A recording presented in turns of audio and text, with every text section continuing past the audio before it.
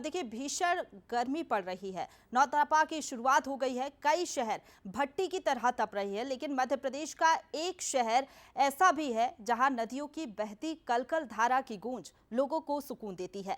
नदियों का शहर, नर्मदा का उद्गम स्थल अमरकंटक अपने प्राकृतिक सौंदर्य के लिए जाना जाता है। यहाँ गर्मी में भी ठंडक महसूस होती है। तो चलिए आपको लिए चलते हैं अमरकंटक, जहां हमारे एग्जीक्यूटिव एडिटर मनोज सैनी आपको रूबरू कराएंगे नदियों और यहाँ की झरनों से।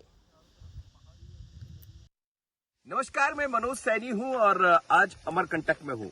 अमरकंटक की जब बात होती तो ये कहा जाता है कि मां नर्मदा का उद्गम स्थल है, लेकिन मां नर्मदा जहां से उद्गम हुई है वो तो ठीक है, पर आप देखते धीरे धीरे जैसे ही निकलते हैं तो आगे जितने घाट नर्मदा के पड़ते हैं, चाहे जबलपुर की बात करें, डिंडोरी से होते हैं जबलपुर और फिर होशंगाबाद, नामदापुर, और फिर ऐसे ऐसे आप देखते हैं कि आगे नर्मदा पहुंच जाती। मैं इस वक्त अमरकंटक के शंभुधारा में हूँ और शंभुधारा का ये शंभुधारा कुंड इसे कहा जाता है। आप देखिएगा, बड़ा सुंदर दृश्य है, अद्भुत छटा यहाँ की, बहुत ही खूबसूरत नजारा।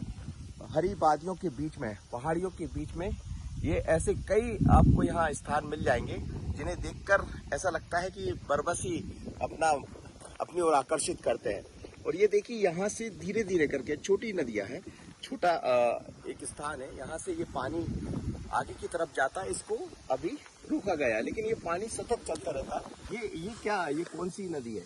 ये सर बराती नाला के नाम से है। हाँ। आगे यहाँ करीब 1 किलोमीटर आगे से इसका सोर्स है।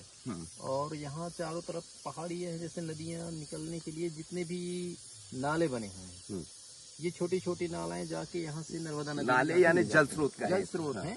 तो मैं आपको स्पष्ट कर देना चाहता हूँ कि नाला, जब हम नाले शब्द का इस्तेमाल करते हैं तो आपके मन में एक अलग तरह का भाव आ जाता है कि नाला है तो ये नाला किसी शहर से आ रहा हो। नाला नहीं, ये छोटे छोटे ऐसे ढेर सारे जल स्रोत। जी जल स्रोत है सर। और ये पूरे सिर्फ ये जो अपने साल के वृक्ष हैं उनके वजह से है।